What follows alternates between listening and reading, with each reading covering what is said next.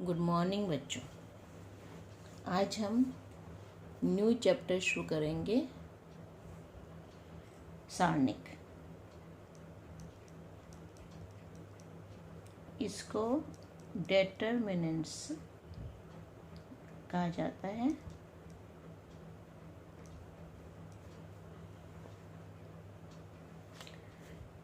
जैसे कि हमने आव्यूह में पढ़ा था, पहले हम ये देखते हैं कि इक्वेशंस हैं, जैसे ये a1x plus b1y is equal to c1 और दूसरी समीकरण है a2x plus b2y is equal to c2।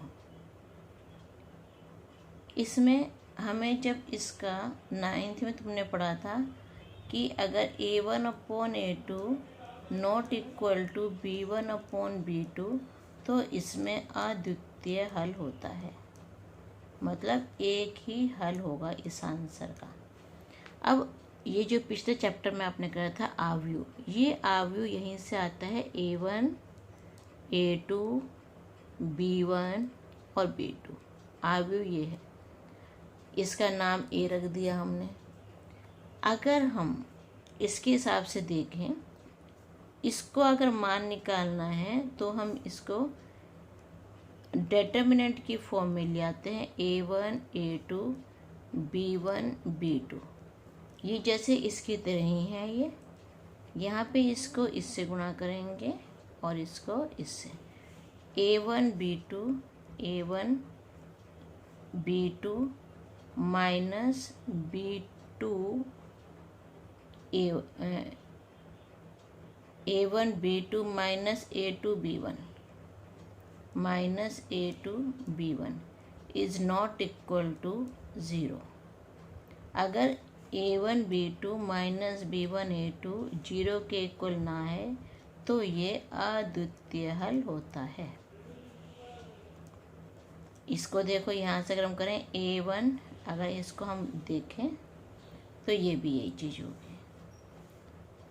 a1 b2 is not equal to a2 b1। इसको उधर ले जाओ, a1 b2 minus a2 b1 is not equal to 0। तो ये और ये चीज़ एक ही होती है। अब इसका जो हमने हल निकाला है इसको बोलते हैं डेटर्मिनेंट a। इसको इससे शो करता है डेटर्मिनेंट a। ये क्या होता है a1 b1 a2 b2। Determinant a के और नाम है, इसको हम डेट a भी बोल देते हैं। डेटर्मिनेंट a लिखते हैं ऐसे, अधिकतर हम इसको इसी तरह से लिखा जाता है डेटर्मिनेंट a, और इसको हम डेल्टा भी लिख लेते हैं। ज़्यादातर हम इसको डेटर्मिनेंट a ही लिखते हैं। अब इसका जैसे एग्जाम्पल 1 इसमें दिया हुआ है 2 माइनस 1 4 2। इसका हमें मान ज्ञात करना है, इसका मान ज्ञात करना है। तो ये 2 को 2 से करेंगे गुणा, minus 4 into minus 1, 4 minus minus plus 4 और 4 8। तो ये इसका आंसर आ गया। ये तो था वर्ग आव्यूह। ये डेटर्मिनेंट्स हमेशा वर्ग आव्यूह में ही लगता है। सिर्फ यहीं वर्ग आव्यूह ही होगा, वहीं पे उसका यूज़ होगा। और कोई अगर होगा स्तंभ आव्यूह या पंक्ति आव्यूह, उसमें इसका यूज़ नहीं होगा। अब इसके बाद हम क्या करते हैं, ये तो 2 क्रॉस 2 का आव्यूह था। यहाँ पे देखो 2 क्रॉस 2 का आव्यूह। अब हम इसको लेते हैं 3 क्रॉस 3 आव्यूह में। अगर 3 क्रॉस 3, ये तो फर्स्ट हो गया 2 क्रॉस 2 आव्यूह वाला, और ये है अब इस सेकेंड अप करते हैं इसमें 3 क्रॉस 3 आव्यूह वाला। इसमें हम डेटर्मिनेंट ए निकालना है हमें। ये हो गया a11 a12 a13 a21 a22 a23 a31 a32 a33। ये है। इसमें जब हमें डिटरमिनेंट ए निकालना होता है, मान निकालते हैं, तो या तो किसी भी पंक्ति के रिस्पेक्ट में, किसी भी पंक्ति के सापेक्ष में निकलता है, चाहे ये पंक्ति हो जाए, चाहे ये पंक्ति हो जाए, चाहे ये पंक्ति हो जाए। इसको पंक्ति R1, R2, R3 या फिर कॉलम के हिसाब C1, C2, C3 किसी के हिसाब से भी ये निकल जाता है। अब इसमें देखो, इसमें एक चीज़ और ध्यान रखो, जैसे ये 1 और 1, 2 है, इसको मैं तुम्हें एक देखो, अगर हमें R1 के सापेक्ष हम निकाल रहे हैं, R1 के सापेक्ष हम निकाल रहे हैं, R1 ये वाली है, R1 रो ये वाली है, इसके सापेक्ष हम निकाल रहे हैं, तो सबसे पहला आता है A11। A11 के लिए ये प्रथम अवयव A11 है। A11 के लिए किस हिसाब से A11 के लिए हम देखते हैं कि जैसे जहाँ पे A11 है, ये कॉलम काट दिया और ये रो काट दिया, हमने दो चीज़ें काट दी। अब A11 लिखा हमने, A11 के साथ ये चार चीज़ें बची हैं, A22, A23, A32 और A33, ये आया। और हमें क्या देखना है, इसका साइन भी देखना होता है। -1 की घात, ये जो दो नंबर हैं 1 + 1, 1 + 1 या ये वाला 1 + 1, इसको यहाँ लिख देंगे। तो -1 की घात 2, तो ये तो +1 बन गया क्योंकि सम संख्या आ गई। और ये आ गया A11 और अंदर आ गया A22, A33 -A32, A23, ये हो गया इसका। अब जैसे यहाँ पे अब हम देखते हैं R1 के सापेक्ष, ये तो प्रथम एलिमेंट है। अब A12 के सापेक्ष अगर हम देखें, A12 के हिसाब से देखें, अब फिर से तो मैं ये बना के दिखाती हूँ मैं, A11, A12, A13, A21, A22, A23, A31, A32, A33। अब इसे हमें A12 के हिसाब से देखना है। A12 में -1 की घात 1 + 2। अब जहाँ पे A12 आ रहा है वो वाली रो काट दो, वो वाला कॉलम कट कर दो। A12 ले लिया, अब बाकी क्या बचा है, ये A21, A31, A22, A33, ये बचे। -1 की घात 3, ये हो गई सम संख्या। यहाँ पे हमने A12 लिया, हमने A12 -1 की घात, ये 1 + 2, 1 + 2 लिख दिया A12, और A21, A31, A22, A33, ये वाले हमने लिख दिया। सॉरी, A23 आएगा यहाँ पे, A23, ये हो गया। अब -1 की घात 2 और 1 3 हो गया।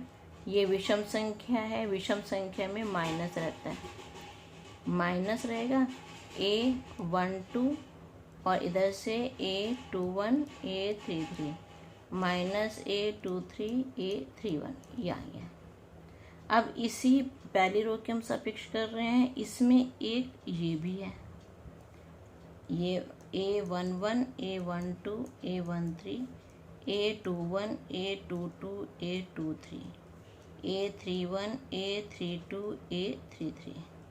अब इसमें A13 वाला लेना हमने, A13, तो ये कॉलम कट कर देंगे और ये रो कट कर देंगे। यहाँ पे -1 के साथ क्या आएगा, 1 + 3, 1 + 3 होता है 4, तो सम संख्या हो गई, तो ये माइनस की जब सम संख्या होगी ये प्लस में आ जाएगा। और यहाँ पर हमारे पास क्या बचा, A21, A31, A22, A32, ये बचा, तो ये तो प्लस हो गया। बचा क्या, A13 और यहाँ से A21, A32 -A31, A22, ये बचा। अब हम इसको अलग अलग, तो मैंने तुम्हें सिखा दिया, तो इसमें तुम जनरली ये भी देख लोगे कि अब हम इसको इकट्ठा में करते हैं, व्यापक में करते हैं, व्यापक रूप में करते हैं। इसको हम इकट्ठे में करते हैं, कैसे होगा, अब मैं ये तीनों स्टेप्स मैं अलग अलग समझा दिए, अब इसको इकट्ठे मैं बता रही हूँ मैं तुम्हें कि जो भी हम क्वेश्चन करेंगे वो अलग अलग स्टेप्स में नहीं होगा, इकट्ठे में होगा। ये A32 A33 ये हो गया। तो इस वाले में होता है प्लस, यहाँ पे तुमने देखा माइनस, इसमें हो गया प्लस। तो यहाँ पे क्या लिखा मैं, ये प्लस है तो A11, ये रो काट दो, ये कॉलम काट दो, इन दोनों को ले लो, बाकी बचे हुए A22 A33 minus A23 A32।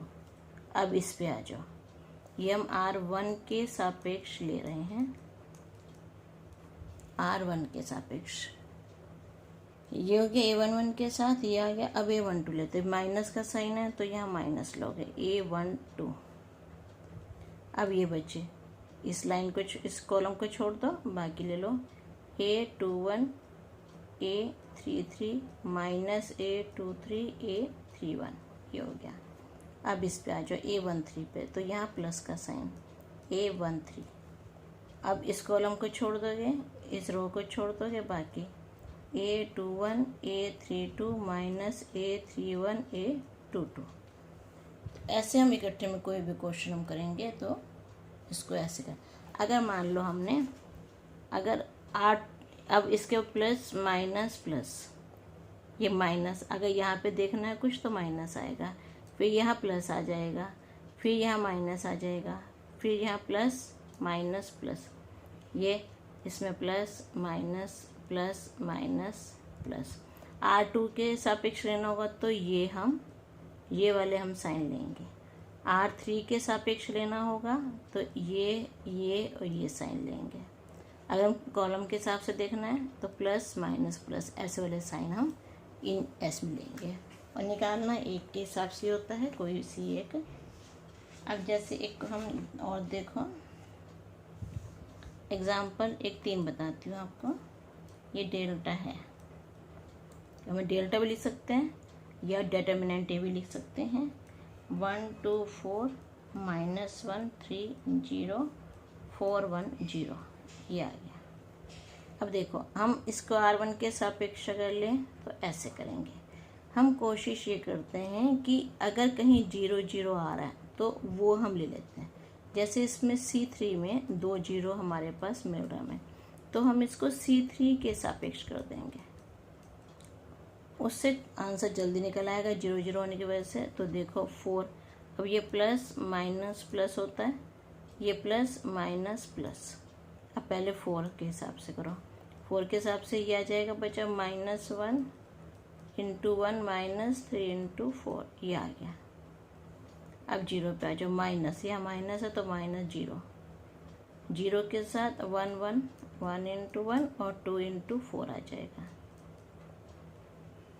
और इस पे आ जाओ +0, इस पे -1 इंटू 1 -1 इंटू 1 और माइनस,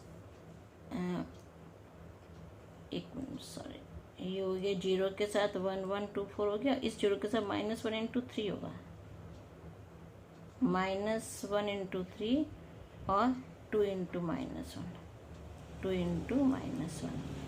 तो ये हो गया 4 इंटू 4 12 और 1 13 -13। बाहर 0 है, ये 0 बन जाएगा, ये भी बाहर 0 है, 0 बन जाएगा। तो इसलिए 0 0 के साथ करना इजी रहता है। -52 इसका आंसर आ गया। अब इसका एक मोस्ट इम्पोर्टेंट क्वेश्चन हम करते हैं।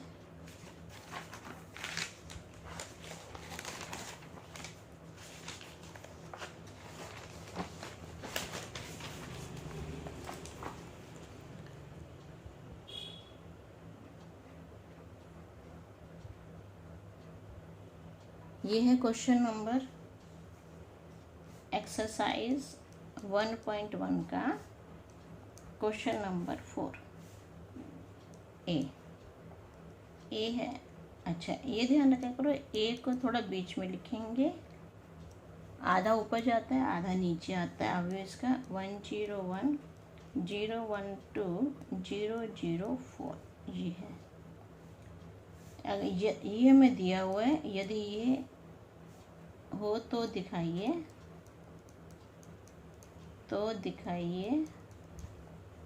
क्या शो करना है, 3a is equal to 27a, ये हमें सिद्ध करना है। अब हम इसका सॉल्यूशन करते हैं। 3a LHS लेते हैं हम पहले। 3a क्या होगा इसमें, तो 3 को a हमारा अवयव है, a है हमारा अवयव, 101 012 और 004, ये हो गया। अब इसको ये कर दो, 3 हर एक नंबर से गुणा होगा, 303 036 और 0012, ये हमारी 3a आ गया ये हमारा। अब हमें 3a का डिटर्मिनेंट निकालना है, मतलब इसको लाइनों में लिख लेते हैं, 036 और 0012। अब देखो, अब अगर हम इसको कॉलम 1 के सापेक्ष खोलेंगे तो इजी रहेगा, तो C1 के सापेक्ष। अब यहाँ से लो 3, ये प्लस का होगा, और यहाँ पे 3 × 12 माइनस 6 × 0 माइनस 0, ये 0 लिया, 0 के साथ 12 हो जाएगा और 3 के साथ 0 हो जाएगा। अब ये वाला 0 लिया, प्लस 0, इस 0 के साथ ये 4 आएंगे क्योंकि ये रो और ये कॉलम छोड़ना है हमें, तो 0 × 6 माइनस 3 × 3, ये हो गया 3, 12 3 36 में से 0 हो गया, ये 0 बाहर है, अंदर का सारा हो गया 0 बन जाएगा गुणा हो के, यहाँ 0 है, अंदर का सारा 0 हो जाएगा। अब बचा 3 × 36 बराबर 108। अब हम ये करते हैं 27a RHS को सॉल्व करते हैं। इसमें हम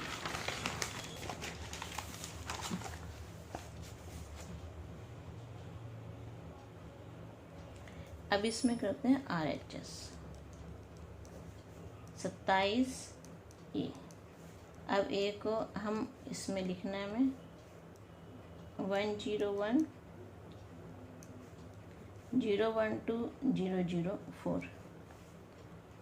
अब देखो इसमें इसको भी C1 के सापेक्ष कर देते हैं क्योंकि 2 0 मिल रहे हैं इसमें, हमें आसान होगा सॉल्व करना हमारे लिए।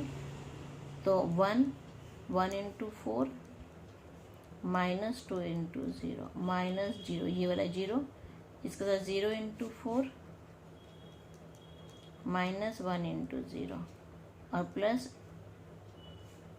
यहाँ लिख देती हूँ, प्लस 0 × ये 0 लिया, इसके साथ 0 × 2 माइनस 1 × 1, तो 1 × 4 माइनस 0 माइनस, ये 0 के साथ कुछ भी गुणा होता है 0 आता है। अब ये 0 प्लस 0 के साथ कुछ भी गुणा हो 0 आएगा, बचा 1 × 4 4 आया। हमें चाहिए 27a, मतलब 27 × 4, ये भी आ गया 108। तो LHS और RHS बराबर हो गए, और ये क्वेश्चन मोस्ट इम्पोर्टेंट है। अब बाकी होमवर्क में इसकी एक्सरसाइज 1.1 फुल करोगे विद एग्जाम्पल्स, और जो भी कोई प्रॉब्लम होगी आप मेरे से पूछ लोगे। इसके बाद आता है आपका सारणिकों के गुणधर्म।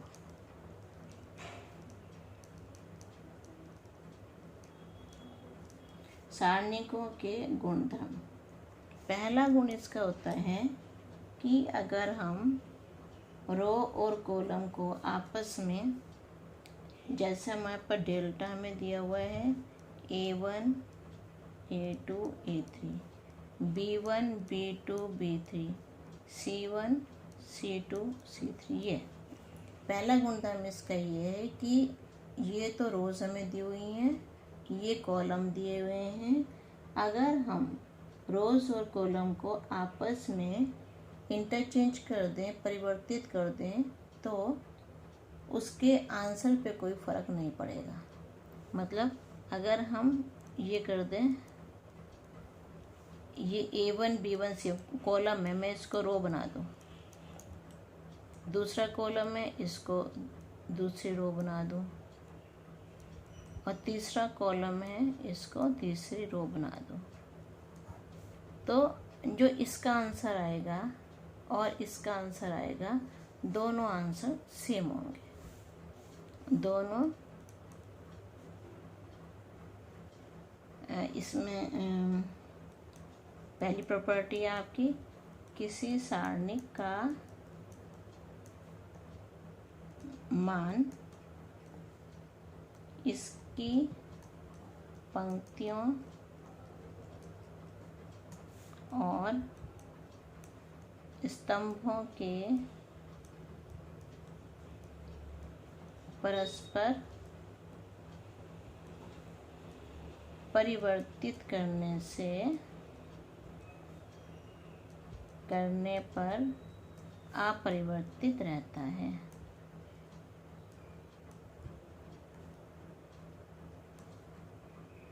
मतलब रोज को कॉलम बदल दें, ये कॉलम है, इसको रो में बदल दिया। या फिर हम कह सकते हैं कि ये पंक्ति है, इसको हमने कॉलम में बदल दिया। तो पंक्तियों और स्तंभों के, रोज और कॉलम के, रो और कॉलम को आपस में बदलने पर आंसर सेम रहेगा। इसके ऊपर आपका एग्जाम्पल 6 है, वो अपने आप करना होमवर्क में। सेकंड प्रॉपर्टी, यदि हम सारणी की किन्हीं दो पंक्तियों को या दो स्तंभों को आपस में बदलने पर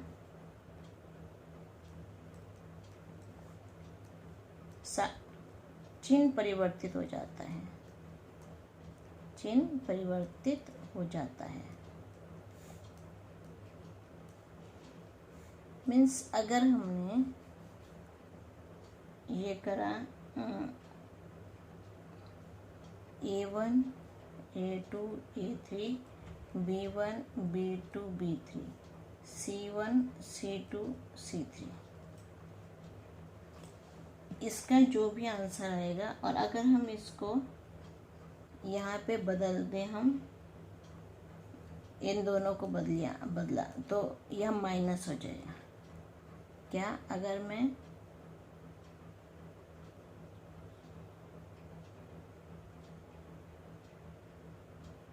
यहाँ से इन दोनों को बदल दूँ, C1 C2 पर पहुँचा दिया मैंने, और A1 A2 A3 इनको नीचे पहुँचा दिया, बीच की रो वैसे की वैसे रही, किन्हीं भी दो पंक्तियों को बदल लो तो ये हो गया। अगर या फिर हम ये फिर से बदल जाएगा,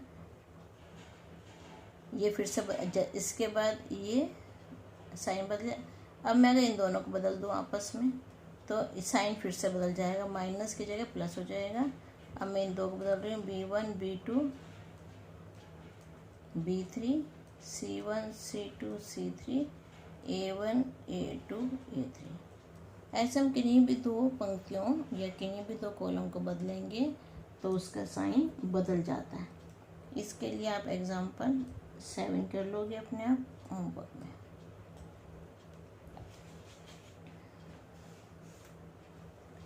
एक और इसका है कि अगर इसके प्रॉपर्टी 3 है,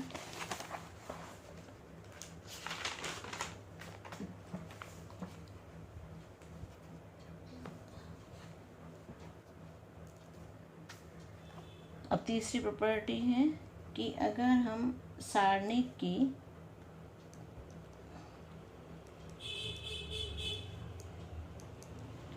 कोई दो पंक्तियां या दो स्तंभ समान हो तो सारणी का मान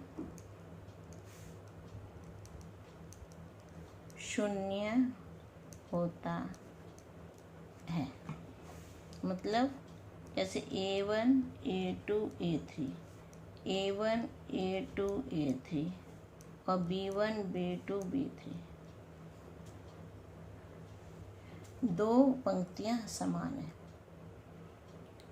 तो इसका आंसर जो है वो 0 आएगा।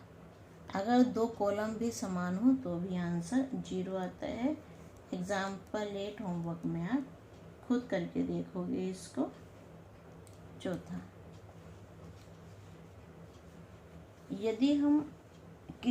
यदि सारणी को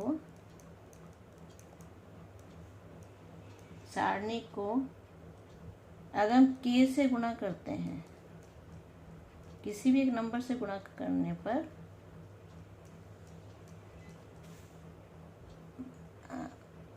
सिर्फ एक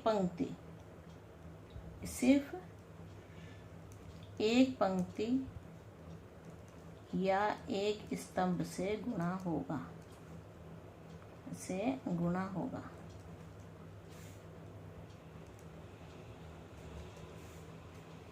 मतलब क्या हुआ इसका? जैसे कि हमारे पास मैं k से गुणा कर रही हूँ, A1 A2 A3 B1 B2 B3 C1 C2 C3। अब ये बाहर कोई नंबर है, मैंने इसको सारणिक से गुणा करना है तो ये सिर्फ किसी एक से होगा, सिर्फ एक लाइन से, चाहे इस लाइन से हो जाए, चाहे इस लाइन से हो जाए, चाहे इस लाइन से हो जाए, सबसे नहीं होगा ये। तो k A1 k A2 k A3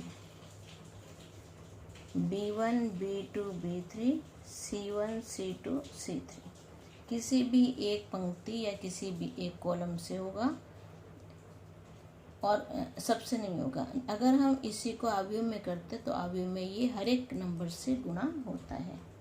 तो इसके ऊपर आप एग्जाम्पल 9 इसके ऊपर है, ये होमवर्क में आप अपने आप करेंगे।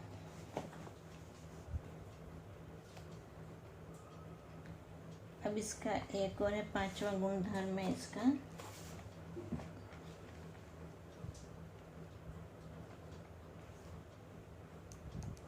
पांचवा गुणधर्म, अगर हमने कोई एक सारणी के A plus lambda 1 A1 B1 C1 A2 plus lambda 2 B2 C2 A3 plus lambda 3 B3 C3, अगर इसको हम ओपन करते हैं तो ये कैसे ओपन होगा? अलग अलग सारणी दो बन जाएंगी इसकी, A1 B1 C1 A1 B1 C1 A2 B2 C2 A3 B3 C3 plus अब लैम्डा के साथ lambda 1 B1 C1 lambda 2 B2 C2 lambda 3 B3 C3। अगर ये कोई नंबर दो नंबर्स में प्लस हो रहा हो तो इसकी दो अलग अलग सारणी बन जाती हैं और फिर हम इसको सॉल्व कर सकते हैं। एग्जाम्पल 10 होमवर्क में आप खुद करोगे इसको। अब इसके बाद एग्जाम 6 प्रॉपर्टी, ये यदि एक सारणी के किसी पंक्ति या स्तंभ के प्रत्येक अवयव में दूसरी पंक्ति या स्तंभ के संगत अवयव के समान गुणजों को जोड़ा जाता है तो सारणी का मान वही रहता है। अब जैसे इसमें एक हमारे पास एक सारणी है A1 A2 A3 और दूसरी है एक और है, इसमें k C1 k C2 k C3 add हो गया।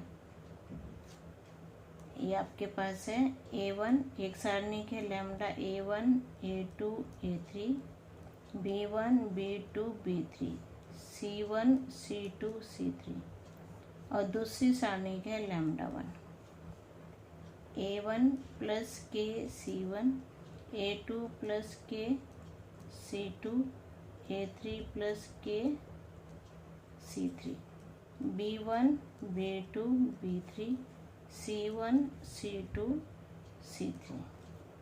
देखो अगर हम इसको ओपन करेंगे तो अगर हम इसको ओपन करेंगे तो जैसे इसको तो हम बताया था कि अलग अलग A1 B1 C1 A2 B2 C2 A3 B3 C3। अब यहाँ पे K एक ही नंबर से गुणा हो रहा है, K को बाहर निकाल दो। C1 B1 C1 C2 B2 C2 C3 B3 C3, ये आ गया। अब देखो दो पंक्तियां सेम हो गई, 0 आ गई ये वाली, इसका मान लैम्डा है ऊपर से K इंटू 0, तो लैम्डा के इक्वल आ गया। तो अतः लैम्डा डेल्टा 1 जो है वो डेल्टा की इक्वल होगा, इसको हम डेल्टा बोलते हैं। और ये एग्जाम्पल 11 आपका होमवर्क में, ये खुद करोगे आप।